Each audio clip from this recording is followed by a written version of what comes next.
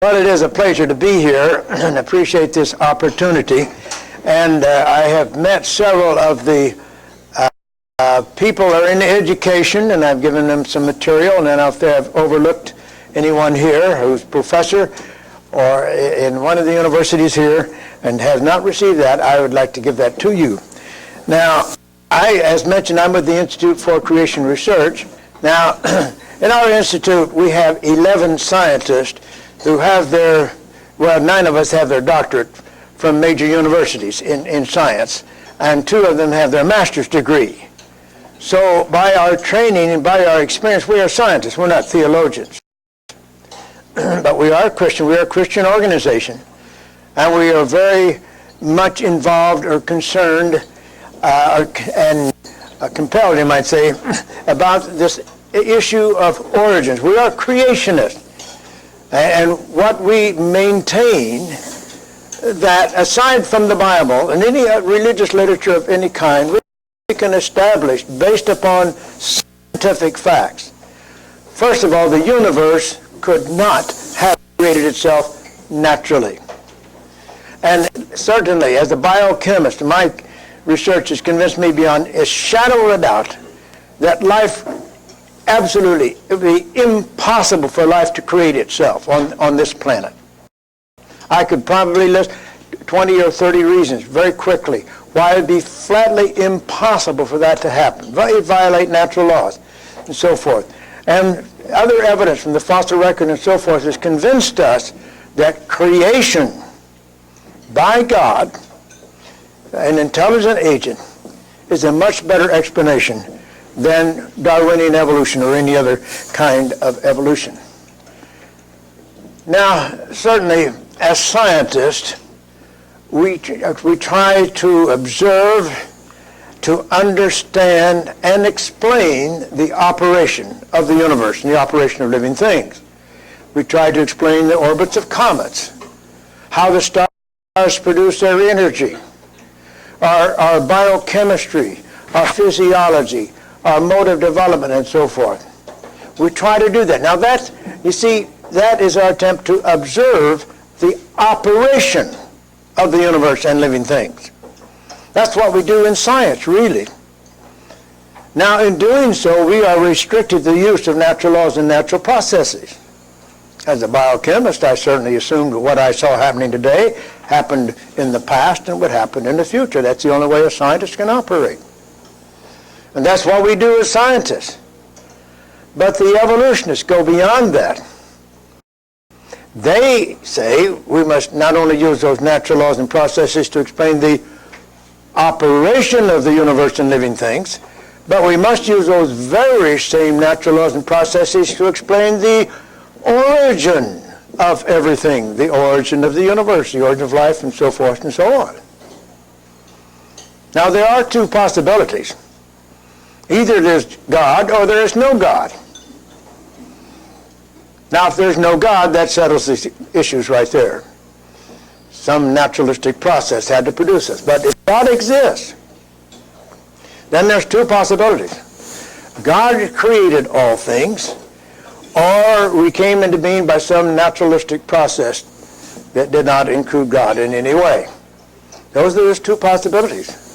And we have the privilege of considering these 2 possibilities, to looking at the scientific evidence, and does it reflect the possibility that nature and nothing else created everything, or does it indicate in many ways that there had to be an intelligent agent, a creator, to account for the origin of the universe and living organisms?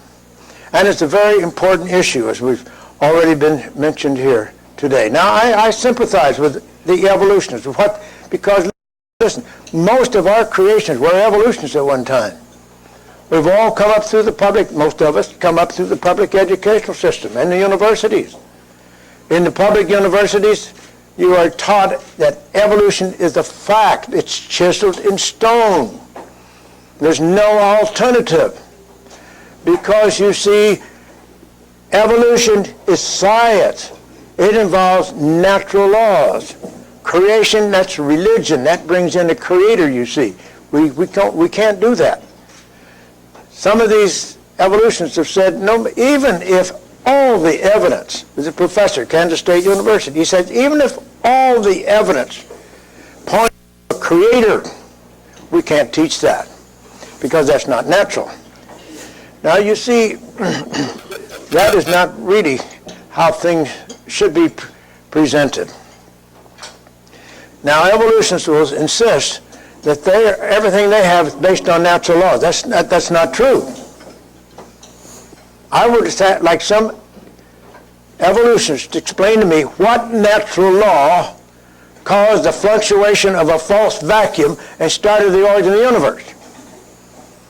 Now, don't ask me what by a fluctuation of a false vacuum, because I don't have the foggiest notion what in the world it is myself. But that produced something that's the size of an electron, and it inflated itself for a fraction of a boom. It went on with the and produced two things, hydrogen and helium, and that's all, just hydrogen and helium gases, 75% hydrogen, 25% helium, and these gases raced out, these molecules raced out in all directions at an incredible speed, and then somehow, from these primitive gases, stars created themselves, galaxies created themselves, eventually the solar system created itself, life evolved from non-life and so forth and so on, and finally we end up with people. Well, according to this idea then, we've gone from hydrogen gas to people. If that's true, then we could say that hydrogen is an odorless, tasteless, invisible gas, which if given enough time, becomes people. Now, well, of course, there was nothing but hydrogen gas then. Now there's people, so if you go back far enough, we get back to our origin. Well, as a scientist, I find this notion to be absolutely I just don't understand how anybody could believe it. I think it's unbelievable what an unbeliever must believe in order to be an unbeliever. Now, there was no natural laws involved in the beginning. There weren't any natural laws. They can't restrict evolution to natural laws because there were no natural laws then. So they must invoke something besides natural laws, you see. They say, we can't do that. You creation, you're not allowed to do that. You can't invoke something, you see. You got to restrict yourself to natural laws. No, that's not true. And they don't believe it anyhow. So, now, furthermore, I want to emphasize that neither creation nor evolution is a scientific theory. Why is that so? Well, there are no human observers to the origin of the universe. There were no human observers to the origin of life. There are no human observers of a single living thing. And we don't see anything like that taking place today. We certainly don't see apes changing into people, changing into roses. We don't see God creating anything. You see, we don't observe that. Well, the evolution says, well, of course. It takes many lifetimes, human lifetimes, to have something like that. Of course, we expect to see something like that. Well, then we don't see it. That means that evolution is no more scientific than creation. And it's just as religious. Michael Ruse was a well-known philosopher of science. He was the chief witness for the evolutionist side in the Arkansas trial back in 1981. He was a witness stand, and he said, evolution is science, creation is religion. Now, he's a very well-known philosopher of science. He's written many books, several of which I have in my own library. And he's traveled around the world. And he was indeed the chief witness for the evolutionist side in that trial. The judge relied heavily upon his testimony and declared the law unconstitutional. That is, the law that required in public schools both creation and evolution would be taught. That is the evidence for which he presented. Well, he published an article 20 years later in a Canadian newspaper, the National Post. And in that article, he related the fact that indeed he was the chief witness for the evolutionist side in that trial in Arkansas. Now, I was there at the trial. I was not part of the trial, but I was there to see what was going on. And in that article, he said he met somebody there by the name of Gish, who challenged him said, now you said that creation is religion. Based upon the same criteria, then evolution is also a religion. Proved the idea, but then going home on the airplane, he began to think about it, and the more he thought maybe there's something to that. And for 20 years had been studying this question of evolution and religion. And he published that article. That was in May 17th, the year 2000, in the National Post. This is one of the statements that he had in that article. Evolution is promoted by practitioners as more than mere science.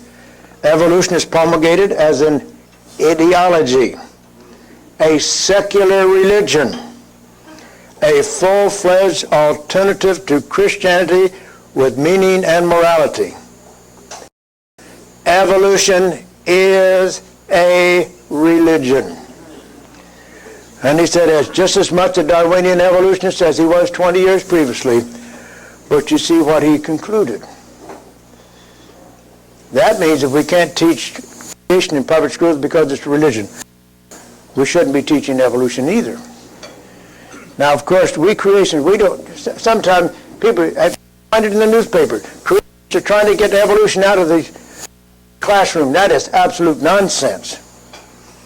That would violate the academic freedom, the religious freedom of those people who believe in evolution. No, we don't want to do that. We would like to see the scientific evidence devoid of any reference to the book of Genesis or the Bible or any other religious literature of any kind, to have that presented objectively, have the evolutionists give all the evidence they believe supports evolution, and the creationists present their case, and let the students decide for themselves what they believe to be the most reasonable explanation. That is what we should do. And, you know, it has some support from, it was mentioned about Provine. See, I think if I can find that quote from Dr. Provine. Just a moment, please. Oh, my. Example, the second law of thermodynamics. You tend to lose information. Okay, here we are. Okay. Sorry about that racket. Here's an article by Dr. William Provine. He's a professor at Cornell University. He's an atheist. And he says evolution requires atheism. That's what he says. But this was published in his book Biology and Philosophy. It was published about 1993. This is what he said. Now, this is this atheist professor at Cornell University. I have a suggestion for evolutionists. Include discussion of supernatural origins in your classes and promote discussion of them in public and other schools. Come off your high horse about having only evolution taught in science classes. The exclusionism you promote is painfully self-serving and smacks of elitism. Why are you afraid of confronting the supernatural creationism believed by the majority of people in the United States and perhaps worldwide? Shouldn't students be encouraged to express their beliefs about origins in a class discussing origins by evolution? Yes, we agree. And that atheist professor agrees as well. And that's what we want to do in public education today. And, you know, I've seen some articles by evolutionists. Oh, they say this creation is just nonsense. It's just a bunch of religion. Darwinism has been proven fact. There's just no doubt about it. And there's no other challenge, and it's proven by paleontology, it's proven by this and proven by that, and so forth and so on. Well, as a matter of fact, there's quite a few challenges. More and more evolutionists now are abandoning Darwinism. Now, many of these people, they remain evolutionists. They don't want to give up evolution. They bring us face to face with the Creator. But they say there's something wrong with Darwinism. We're not finding what Darwin said we ought to find. and we get comments like, here's an article, a chapter in a book by Gareth Nelson and Norman Platnick of the American Museum of Natural History. And in this chapter, they said, we believe that Darwinism has an identity within the area of biological systematics, that it has a history within that discipline, that it is, in short, a theory that has been put to test and found false. I have many similar quotes here that says the same thing. And then I want to refer to a Swedish scientist. This is one of many. I have about a half a dozen more of these quotes, and I have many more of them, of scientists who are evolutionists who come out against Darwinism. And you know, I've had about 300 debates, and I can't recall one evolutionist who was not a Darwinian evolutionist. They all believe, promote Darwinism, that evolution occurs by mutations. How do we change? By these genetic accidents, these genetic mistakes are called mutations. Now the evolutionists say, well, almost all are bad. Yeah, they're bad, all right. They're horrible things. H.J. Muller many years ago said, you might as well just say they're all bad. So many of them are bad. But the evolutionists know, once in a while, very rarely, one of these mutations is good. It changes the plant or animal in some way that now it has an advantage of some sort. It's only a very slight advantage, produces only a slight change, but it's real. So after hundreds or thousands of generations, the good mutant has replaced the original. That's called natural selection. Now, after, you see, you have to have this competition, and these mutations that are good are very rare, so you have to wait a long time to get another one. They produce only slight changes. You've got to have that time for all that competition to win out and so forth and so on. So it takes a long time for one kind to change into another. Now that's what is accepted by most evolutionists. There are some varieties on that today, so forth and so on. But all this occurs by these genetic mistakes. Well, there's increasing numbers who say, no, we didn't get what we have today by that way. We have to have some other way to do it. Now, Stephen Jay Gould and others suggested what they call punctuated equilibrium. It's not really much of a change from old-file What they said was this: we don't have any uniforms between species. Or practically none. You don't see it. That's not what we see. You see maybe this clam and then this clam. They differ in size, and so forth and so on. There's no intermediates. There's no transforms. Now, how do well, they said you have these creatures, and they exist for millions of years and produce fossils. But then some of these creatures get over here somewhere and become isolated. And they evolve rapidly into a new species. Now the evolution is so rapid, and it's such small numbers, there's no opportunity to leave fossils. So you have fossils of this species, fossils of that species, and nothing in between. And as the main feature of the fossil record is stasis, no change, and no transitional forms. Wow, we thought that was evidence for creation. Well, this really doesn't explain much of any kind. It only explains the gaps between. Now that's not the big problem. The big problem is these huge gaps, a couple of which I will describe. Well, anyhow, evolution, as I said, is being under attack today. One was by a Swedish scientist, Soren Lovekrup. I heard him speak a number of years ago at Hebrew University in Jerusalem. Both he and I had been invited to participate in a seminar on creation and evolution. Now, when I heard him speak, I knew immediately he was not a Darwinian. He said mutations and natural selection had nothing to do with evolution. I couldn't possibly account for that. He was more That's one of these hopeful monster advocates. This is Goldschmidt and others suggested that evolution occurs in big jumps. He says that's why we don't find any transitional form. There weren't any. A reptile laid an egg and a bird was hatched from the egg. Just like that, you went from a reptile to a bird. Must have been a tremendous shock to Mama Reptile when that happened. I think she would have given up motherhood. Seriously, that's what they believed. That's what Goldschmidt believed. And that's what Dr. Lovetrop more or less believed. Now, you don't have many advocates of that theory, but there are some who suggested that. Now, Soren Lovetrop, in 1987, published a book entitled Darwinism, The Refutation of a Myth. Now, what Dr. Lovetrop, the Swedish scientist, well-known biologist, what he called the Darwinian myth is being taught in our colleges, our universities, and most schools as fact. It is chiseled in stone. That's the truth. He calls the Darwinian myth. Now, in this book, he describes Darwinism from its early days to its present time.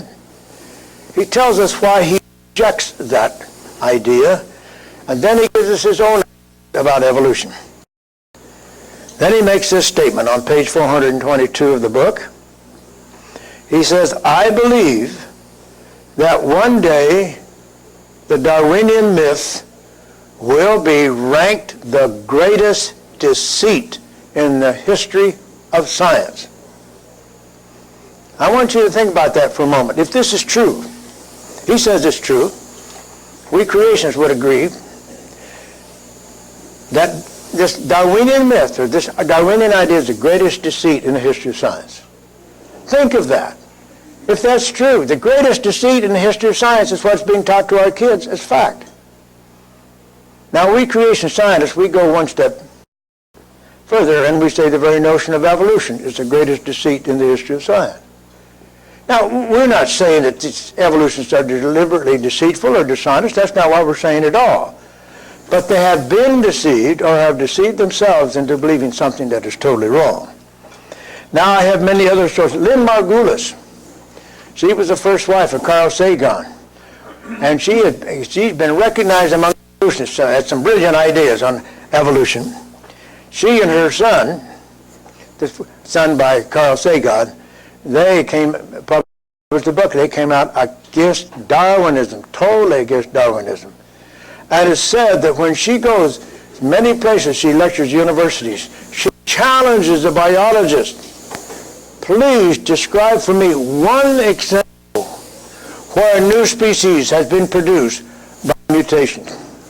And no one has ever answered her challenge.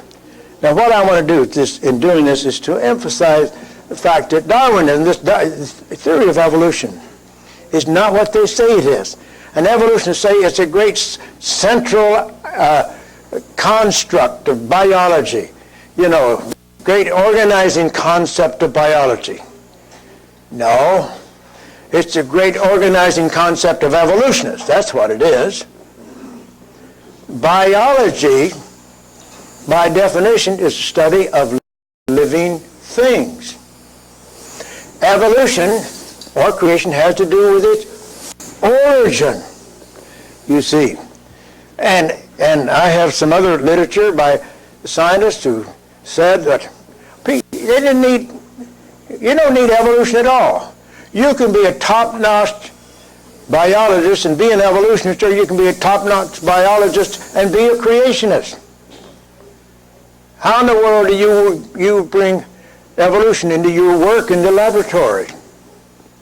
Well, I tell you one thing, evolution was bad for science. For all these so-called vestigial organs they used to believe in, why, who would study some of these things? They're just old vestigial organs. Don't bother studying those things. Well, through many years of research, we've established that these things are useful. The tonsils, the appendix, and the coccyx or tailbone, and so forth and so on, have very, very important function. And all these many glands, pituitary gland, even, and so forth. It's just a vestigial organ. Don't bother with it. Well, it turned out that all of these things have very important functions. And so that retarded research in that area. Embryological recapitulation, the idea of the human embryo recapitulates its evolutionary ancestry as it goes from the fertilized egg on up to finally its birth. And that was supposed to be this marvelous idea. And these embryologists spent countless hours trying to verify this. It's a thoroughly discredited theory today. It's been discarded. I was debating Ashley Montague at Princeton University a number of years, and I made that statement to the audience, and he said, yes, he said, that's right. And no evolution should ever use that discredited theory to support evolution. You find it in many of the textbooks today. They have picture by Ernst Haeckel, published in 1874. That was absolutely totally fraud.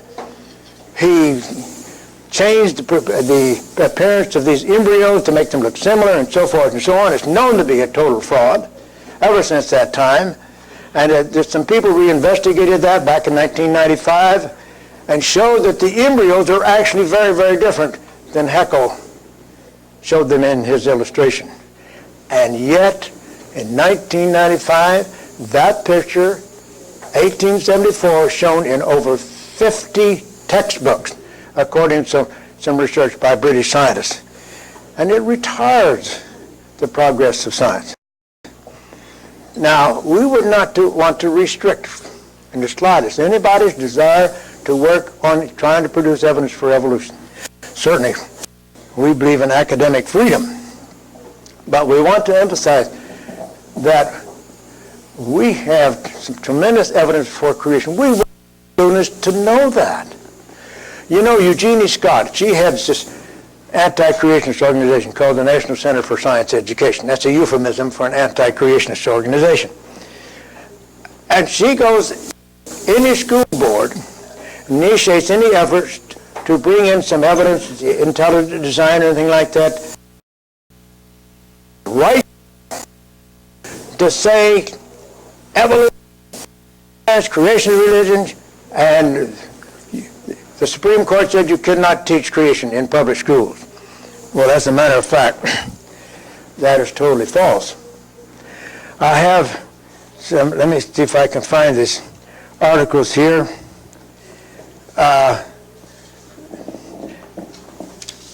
On teaching creation in public schools.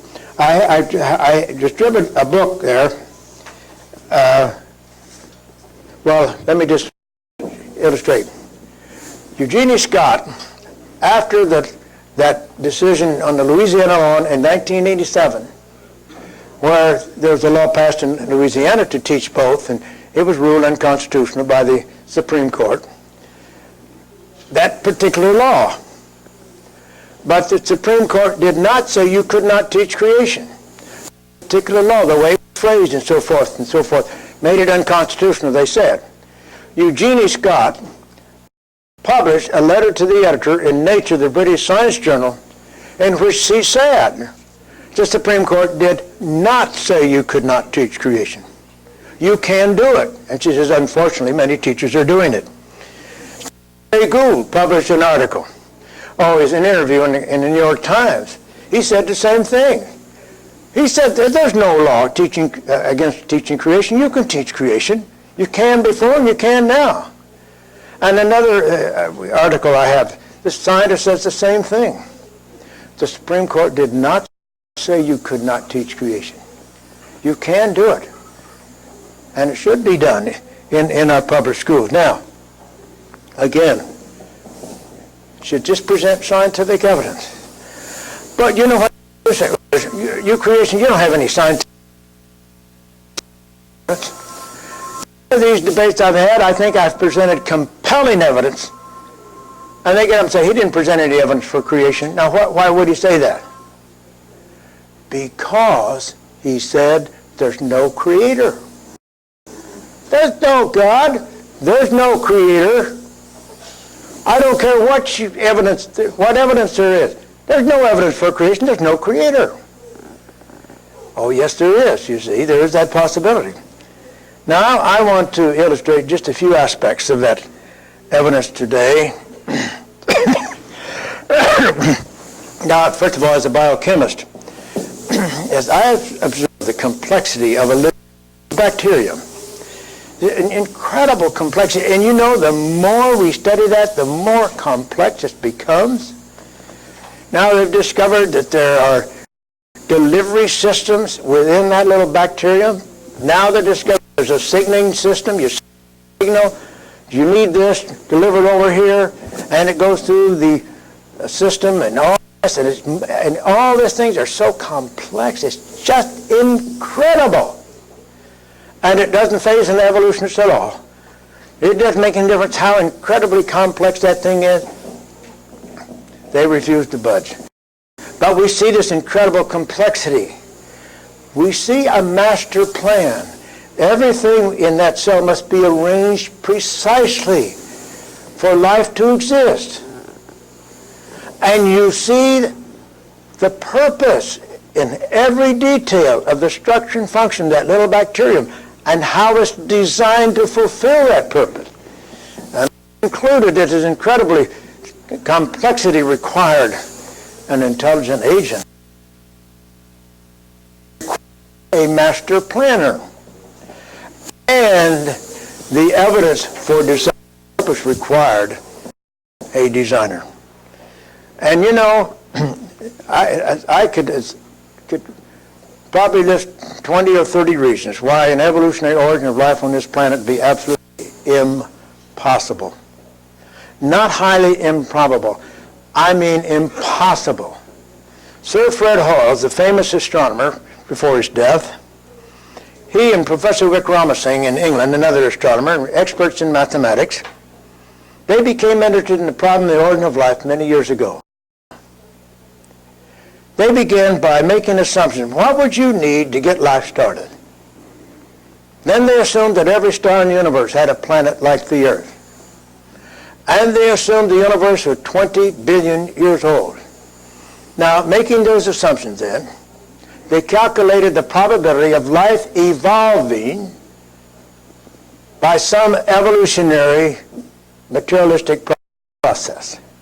They were astounded. According to their calculations, the probability was essentially nil. Sir Fred declared that the probability of an evolutionary origin of life was equal to the probability that a tornado sweeping through a junkyard would assemble a Boeing 747. Well, they recognized that this was impossible, so they said life could be evolved. Therefore, it had to be created supernaturally. Therefore, there must be a God. And they were both atheists when they began these studies. And later on, Fred Hoyle, he tackled the biologists as well. He says these biologists believe in mathematical miracles. He didn't believe in Darwinian evolution either.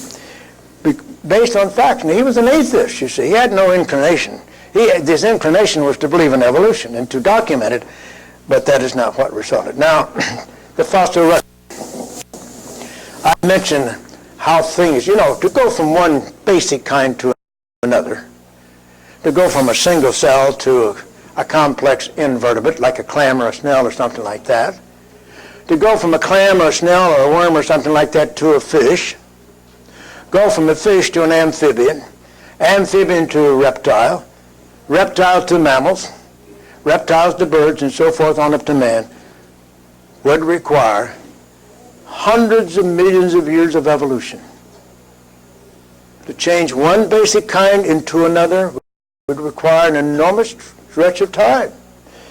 And according to the evolutionists, the fittest are those creatures who have an advantage, therefore they reproduce in larger numbers than the original placed it. So every one of the intermediate stages would have a huge population by definition. And they will exist for several million years.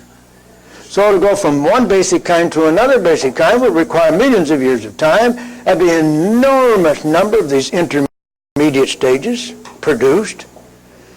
And if that's true, then we should find in the fossil record the evidence of this change. On the other hand, if creation is true, each basic type, monkey or man, onion, rose, and so forth, each one would appear fully formed right at the very start. We would not expect to find evolutionary ancestors or transitional form.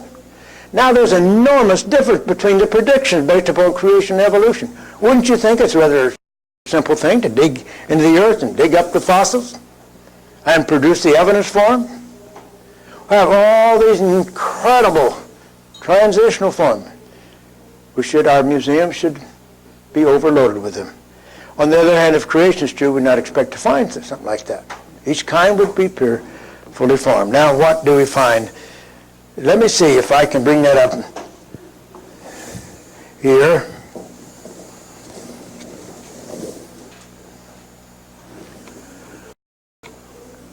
Well, this is a statement. Here's a statement by Michael Ruse that I quoted, and the statement by Dr. Lovecup. Now, the fossil record. Here's a reconstruction of those creatures whose fossils are found in Cambrian rocks. Now, what in the world is a Cambrian rock? It's a rock that contains fossils of trilobites or fossils of certain kind of brachiopods. Evolution says that dates that deposit at about 530 million years ago. That is the beginning of the Cambrian. Those would be about 530 million. They used to tell it was 600 million years ago. Somehow they lost 70 million years. What's 70 million years among friends? Now, so we have this deposit called the Cambrian period. They used to say it lasted 80 million years. Now they say maybe as brief as 5 million years. All right, we have these Cambrian rocks scattered all over the world. In those rocks we find fossils of these creatures. Sponges, jellyfish, trilobites, sea lilies, clams, snails, brachiopods, and a great variety of other complex invertebrates. They were indeed quite complex. And evolution said they evolved beginning as a microscopic organism, hundreds of millions of years later. Now, these are found in the Cambrian. Underneath the Cambrian are the Precambrian rocks, which evolutionists believe were laid down in hundreds of millions of years preceding and leading up to the Cambrian. All right, now if all that is true, then in those Precambrian rocks, we've got to find the fossilized ancestors of these creatures. And the transitional form, showing that they evolved from a common ancestor. Obviously, that is what we must find. And there must be billions times billions of those things, of these intermediate stages leading up to these things. And they were indeed quite complex.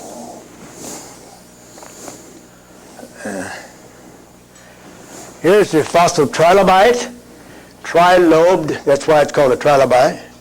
Here's the eye of a trilobite.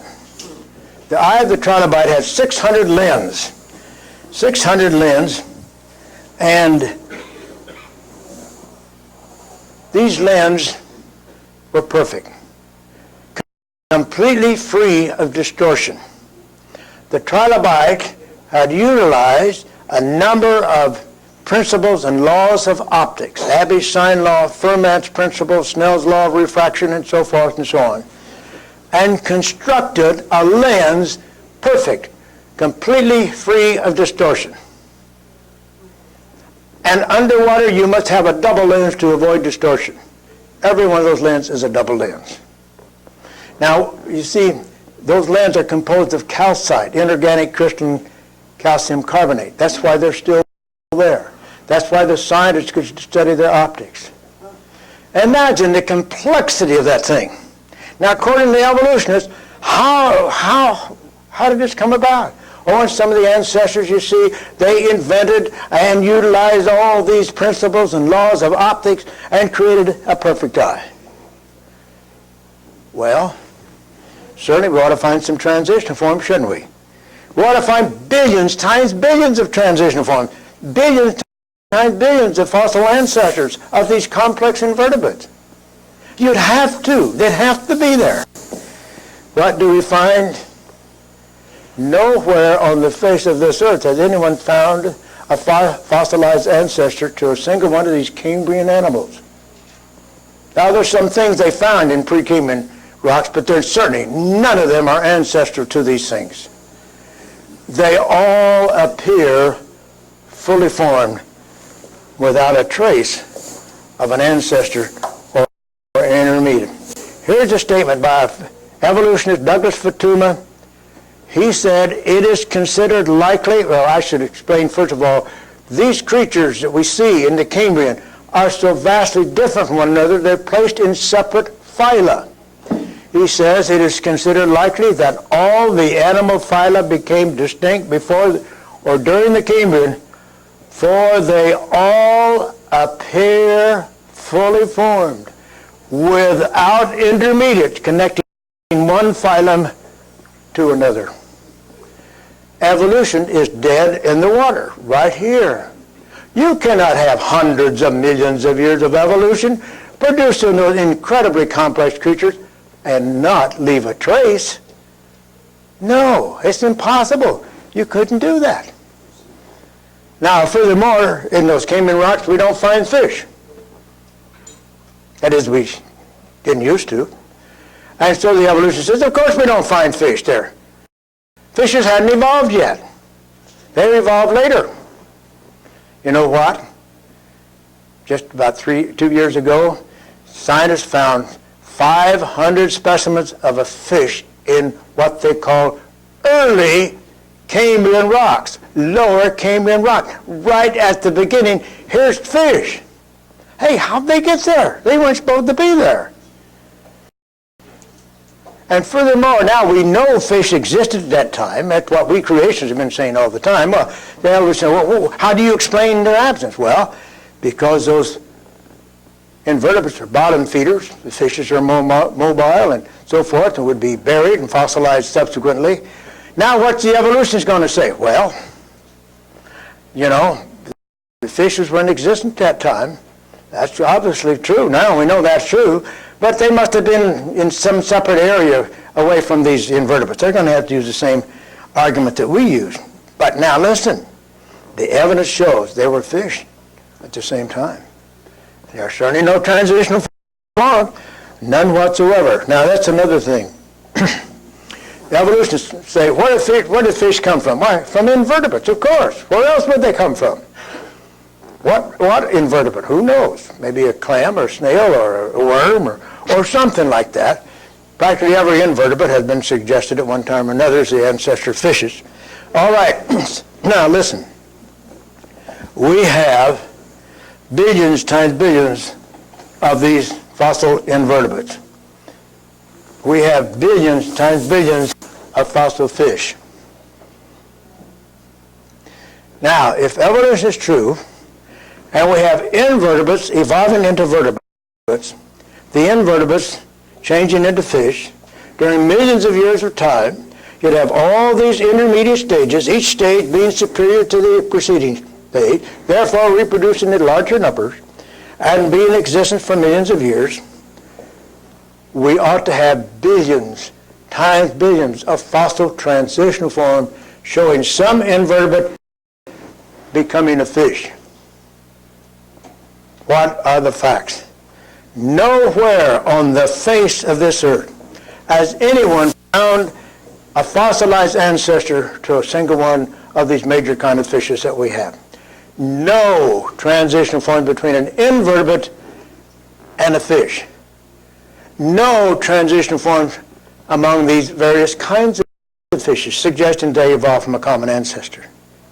Arthur Strahler, anti-creationist, he published a book against the creationists. And he was critiquing my books on the fossil record. And when he came to fish, he says, Gish is right. He says we have all these major kind of fishes. We have no ancestors. And we have no transitional form from invertebrate to fish. He said, that's right. He says all the paleontologists would have to answer in unison, nolo contendere, no defense. Now, all right. Now, he admits this is true. But you see, that cannot be true if evolution is true. How in the world could you have millions of years of evolution changing some invertebrate into a fish and not even leave a trace? You see, the fact that these fishes, the different kind of fishes, all appear fully formed, with no trace of intermediates leading back to an invertebrate, no trace of transitional forms linking them to common ancestors, not a one. That is physically impossible. Now, what that shows, fishes appeared fully formed. That means they had to be created that way. They couldn't just evolve that way. They had to be created. And as we follow on, the marine reptiles, the flying reptiles, very odd creatures, supposedly evolved from creatures that lived on the land, all appear fully formed. There are no ancestors for those creatures. There are no transitional forms. And we could go on and on and on. Now, evolutionists claim, oh, we have transitional forms. I remember one professor, I was going to debate him at the University of Montana a number of years ago, and we had a minute debate on the radio the day before. Oh, he says, we have truckloads of transitional forms. I'd say, okay, Professor, tomorrow night, I expect you to have some of these transitional forms for us to look at. Got there, and you know what? He didn't have a single fossil. Not one fossil of any kind. He was an ichthyologist, expert on fishes. He certainly stayed away from fishes. He didn't have any. It was just puff and bluff. And now evolution, sincerely, they're not being dishonest about this. They really believe they have some examples of transitional form. But they're questionable. They're disputable. Even the evolutionists may disagree. But here on the origin of the complex invertebrates and the origin of fishes, there is no question. There is no dispute about the nature of the evidence. And it shows that evolution has not taken place on this planet. And we go on and on about man. I have 100 pages on man in my book on the fossil record. There's a couple there on the table. And we have to bear in mind, as Lord Suckerman is a very famous British anatomist, an evolutionist, not a creationist. He said in this search for man's fossil ancestry, in this field there is no science at all. That was his opinion. Well, perhaps he was thinking about Ramapithecus, based upon a few teeth and a few pieces of the jaw, and looked just like in between an ape and a man, turned out to be, as more material available, turned out to be the same as the modern orangutan. The Piltdown man turned out to be a fraud. And then the Nebraska man, based upon a single tooth, turned out to be a pig's tooth, and so forth and so on, and other cases like that. Now, we're not saying, most of these things are not fraudulent, and they really sincerely believe what they have. The Australopithecines, Lucy, which Donald Johanson claimed walked upright just like you and me, so much work has been done on that thing, where now other scientists say they did not walk upright, they were not intermediate between ape and man at all. Well, then there's so much more that we could talk about, but I think I better close right now. And I guess we want to take questions. Yes, and now listen, you got a question. There's so much I have not covered. There's much more we have covered in our literature and our books and so on. But I want to emphasize this. The powerful scientific case for creation. I believe a compelling case. Evolution cannot be true, but at least it should be presented to our children. Here we are, a democratic society, a pluralistic democratic society, supposedly, with our public schools by all of us, by our tax money, and it's used to present a worldview that disagrees with our worldview. Richard Lewontin, professor, an atheist evolutionist, said evolution and creation are irreconcilable world views. Amen. That is absolutely true. And only one is being taught in our tax-supported public schools, and that is 100% wrong. And mention, look, there's no question we've had tremendous changes in our American society in these last 70 years. Tremendous changes. I think many of these changes are due to the fact that our judges and our educators, our legislators, and all these leaders in our society have been indoctrinated in evolutionary theory. They've accepted that philosophy, that religion. Really, it is a religion. philosophy, and their decisions are guided by that philosophy. And I think we've had some very unfortunate results. And I certainly don't want to say that any personal evolution has those points of view. That's not what I'm saying, but I'm saying the general sense is what has happened. Okay. Thank you, Dr. Gish. Very good.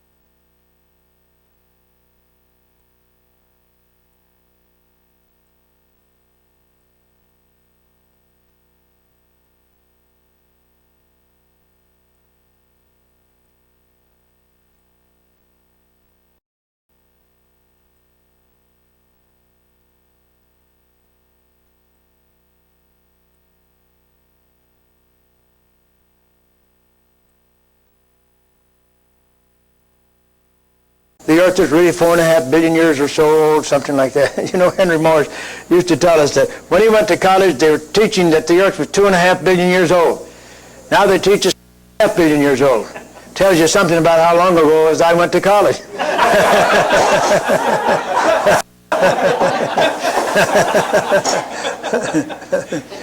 Now the young earth creationists maintain we just don't know how to put billions of years into the book of Genesis. We don't know how to cram 200,000 years from Adam down to Christ and so forth and so on. And it says God created things in 6 days.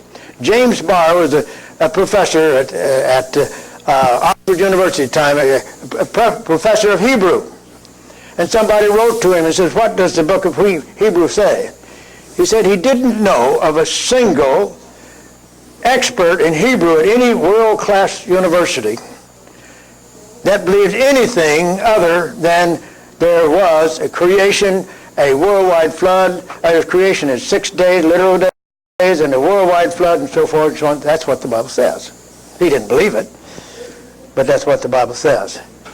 And we just accept what the Bible says. Now, our scientists, we have about 8 scientists for years have been working on this matter of dating and other things related to the age of the earth. And we're having our first big seminar on the 5th of November in San Diego.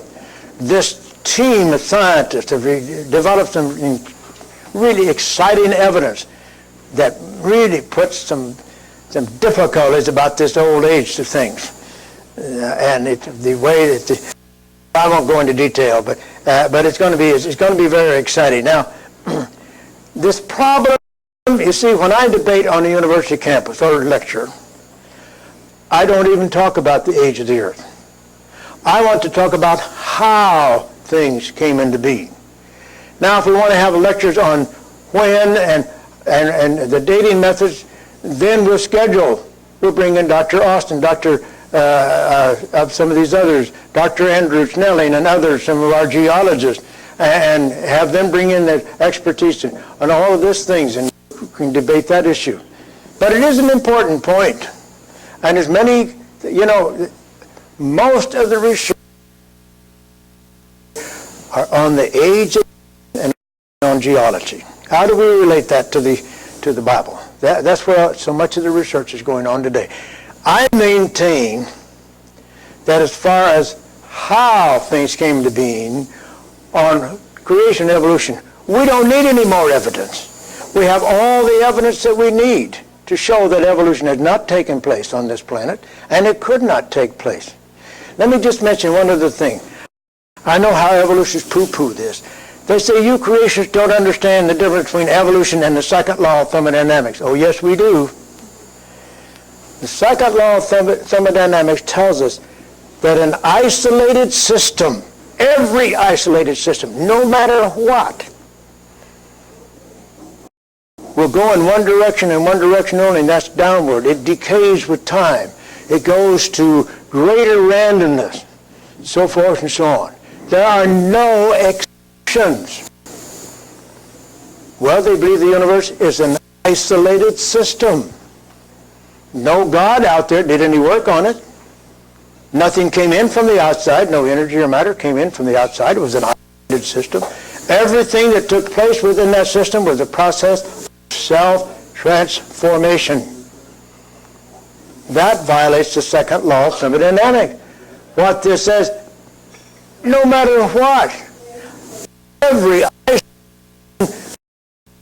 decay with time and run down, and it would never go in the opposite direction, and yet they believe in this Big Bang, the chaos and disorder of the Big Bang, and the simplicity of hydrogen gas, and these simple gases converted themselves into this universe.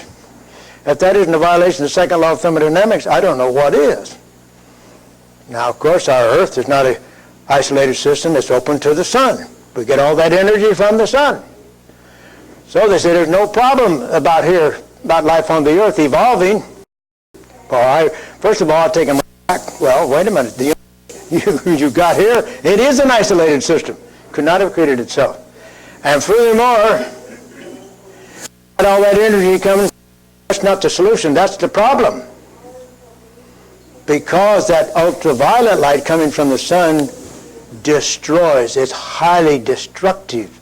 And in the evolutionary story, in their theory, there was no oxygen on the hypothetical primitive Earth. No oxygen, no ozone. And so you don't have the protection that we have today with that ozone layer that surrounds the Earth. You didn't have any ozone. So that energy comes from the sun and is terribly, terribly destructive. If you want to bacteria, radium, UV light, UV light, you kill them. And that UV light coming from the sun is not going to take simple things and make complex things out of them. It would destroy them. You've got to have something to filter out that deadly destructive energy, and that's what we have. We have the visible light. But wait a minute, you've got to have a machine to utilize that visible light. And what do you have? Green plants. There weren't any green plants on the primitive Earth. There were nothing but simple gases. You see, these people don't go by natural laws. By natural laws, the universe could not have created itself. By natural laws, life could not have created itself. Any other questions? Yes, sir. I missed some of your lecture. You might have covered some of this. As far as creation is being taught in the public school system. As far as what? As far as creation is being taught in the public school Yes. system around our country. Yes. What is the hope of that? And also, how about slowing down and stopping some of the enemies, like the arch enemy, ACLU of creationism? Do you cover some of that kind of thing? Well, we sure try to. I'll tell you one thing. You see, here's the problem. The mass media, the newspapers, television, almost totally pro-evolution. There are 90% of these people never go to church and so forth and so on. They're all governed by that sort of people. And it's hard to get in there. Now, we are getting some, basically this ID movement, the intelligent design movement. What they're saying this, seems like blood clotting process and our immunological system and the chemistry of vision is so incredibly complex. It could not possibly have evolved by Darwinian evolution. And yet, if you remove only one little tiny bit, the whole thing collapses. It doesn't work poorly, it just doesn't work at all. Therefore, that's intelligent design. And he said that what we find, Michael Behe published a book, Darwin's Black Box, and he described all of this. And beautiful. And these intelligent design scientists are brilliant scientists. They know what they're talking about. What do the evolutionists say? Oh, these guys are just a bunch of, they don't know what they're talking about. They're full of baloney and all that sort of thing. That's their answer. They don't answer their science. And these are the people now that are making the major effort to get into the public schools.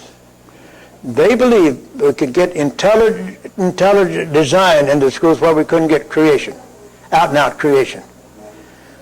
Well, the evolutionists hate them just as much as they hate us. And they're going to say, oh, these ID people, they're just creationists, you know, with something else wrapped around them and something like that, and we shouldn't let them in because they don't have any science either. Well, they have plenty of science. And they are making headway. There's a case right now in Dover, Pennsylvania, where they are considering this. They introduced this into their public schools, ACLU, American Scientific, they don't believe in any rights for anybody. You see, these people say we've got to keep religion out of the schools. They don't believe that for a minute. They are perfectly happy to have their religion in the schools. This atheism, humanism, the American Humanist Association has defined humanism as a non-theistic religion. What is our state-sanctioned religion in our public schools today? Most of them. Not all of them, thank God for that. It's humanism, atheistic humanism with evolution at its core. And that's what, and these people, they don't mind having having religion in the schools if it's their religion. That's what they want. They want their religion in there. What is the difference between intelligent design that these scientists are coming up with and biblical creation? Well, I would agree with the ACLU that there's not much. Now, what they say, all right, we will start with the evidence for design, and we get right up to this point where we prove there had to be an intelligent agent. Now we won't say anything else beyond that. We stop right there. We won't say who the creator is, the intelligent design. We won't say who's that. We won't say a word. That's there because they think that way they get into the schools. Well, I think we should, as my book that I've distributed here tonight, Teaching Creation Science in Public Schools, I document the fact that you can teach creation science in public schools, and it ought to be taught. Now, as a matter of fact, if you teach intelligent design, the student sitting there is not stupid. He knows the designer, who the designer is. If he has any contact with Christianity, he knows who the designer is. And that's why the evolutionists want to keep it out. You see, these evolutionists, they don't want any evidence against evolution in the schools whatsoever. Now, even if you don't mention creation, you don't even suggesting creation as an alternative, you point out problems with evolution. And many evolutionists are doing that. They don't want that in the public school. Oh, that's going to weaken their case, you see. I tell you what, like Dr. Provine said, he said, what are they afraid of? I'll tell you what they're afraid of. If we get in those schools, if we would have equal time or get in there with our evidence, they are going to lose. And they know it. And you know, they talk about debating. I've never claimed I ever won a debate. I wouldn't do that. But these evolutionists have said the creationists have won almost every debate. Eugenie Scott, in an article she published in the publication New York Academy of Sciences, she said, don't debate creationists. And she gave several reasons why, you know. And then the next paragraph she says, and you probably will lose, she said. Well, good night. They have equal time. They can put their case, we put our case. If they have all the evidence, we're a bunch of religious nuts, they should blow us right out of the lecture hall. But they lose because we have the evidence on our side. Warren, you had a question, didn't you? Doctor, it said by some that the Bible is not, or Christianity is not scientific, and yet they're very, very clear that we have no transitional fossils. My reading, of course, you can get forward with that. But in Genesis 1, for example, it says, and everything produced after its own kind. Yes. That's not an expression of DNA. We can have variations within a species, yes, but DNA is so programmed it will not allow some different species to be produced. Yes, you are. The Bible, in that sense, as well as in others, is very scientific. That's right. That's right. Absolutely. And that's absolutely correct. We have variation. We have many races of people, don't we? We have many varieties of dogs. The fact is, the dog will interbreed on occasion with coyotes and wolves and jackals and produce fertile offspring. They constitute one single created kind. And the finches that Darwin saw when he went to the Galapagos Islands, 26 islands and these varieties of finches, well, they're all finches. And we're all people, and the dogs are dogs. You see, we have that, like you said, that variation, very much permitted within the DNA, but you can't take a human and breed it with a chimpanzee. The DNA just won't match up. It just won't work. Sir, you had a question. Oh, I want to say this one thing to defend President Bush. Bush is not against stem cell research. He is 100% in favor of it. He is using this stem cell.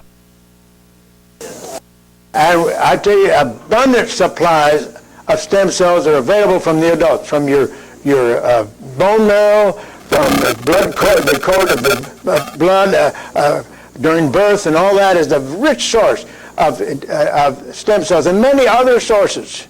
And they have been used successfully.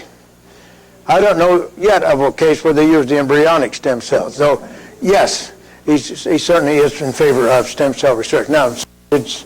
I just want to make a comment that Ted Turner was on the CNN, and he has made comments. Well, he gave hundreds of millions of dollars. Who is this? Ted Turner. Oh, Ted Turner. Founder of CNN. Yeah.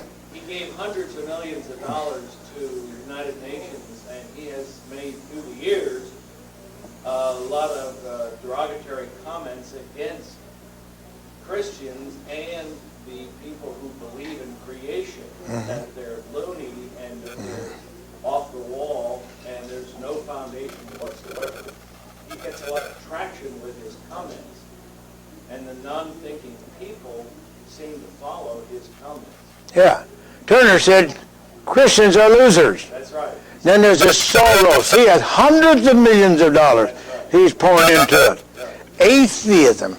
They have plenty of money. ACLU is a very wealthy organization. They have enormous amounts of money available. And those rascals, they'll go in front of a school board and they, you can't teach creation here. The Supreme Court said you didn't say that. By himself. Yep. Millions and millions. Yeah. Yeah. No, it's not off track because they're supporting Understand. the evolution. Yeah. You bet they are. You We're bet gonna they... take, if we could, just take 2 more questions. Okay. Let's All right. get your- Okay. Yes. I just wanted to say, it's been my experience dealing with evolutionists, Dr. Swigert, yeah.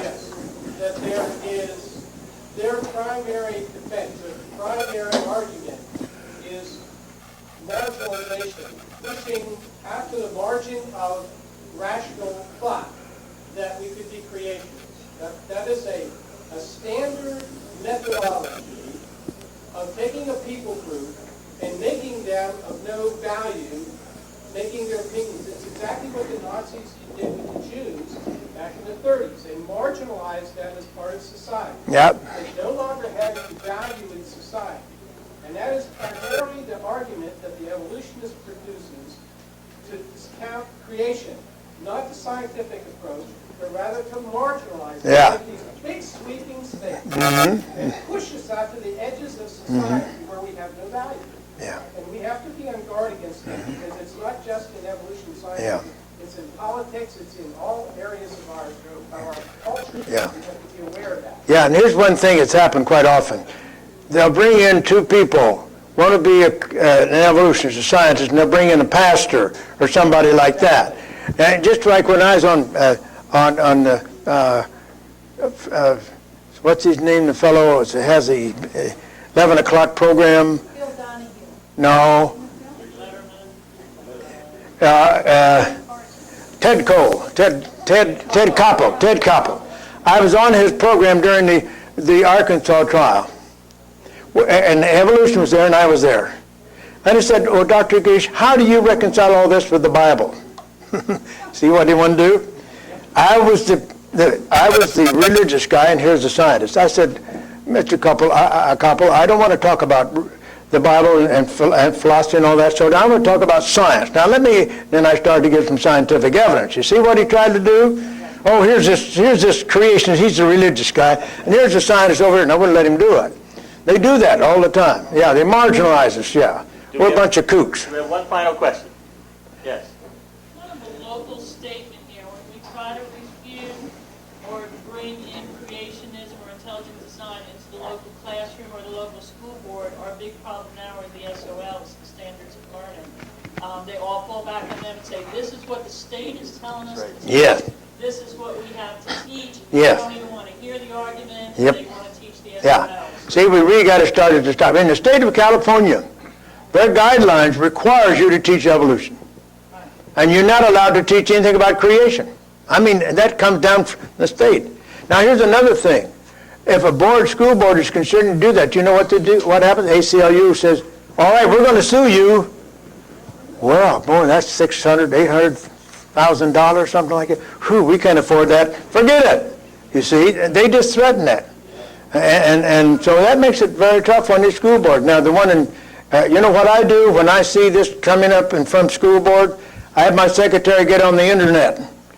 And she plugs in that school board and she gets the names and addresses of all the school board members, the superintendent, and everybody else, and I send to every one of them a copy of my book, Teaching Creation Science and Public Education, and that article that I distributed, and a letter that goes with it. Just sort of help them understand the real issues here.